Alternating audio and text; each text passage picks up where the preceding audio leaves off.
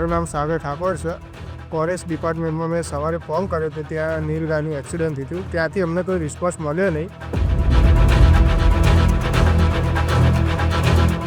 7 बजे हमने फ़ोन किया, नंबर मंगवाया, वो आदमी हमारे जान पहचान का, उससे नंबर मंगवाया, फिर जो है तो कॉल किया. कितना इंतज़ार करें भाई, अब सरकारी नौकरी है, डॉक्टर लोग हैं तो पगार किस बात का लेते हो.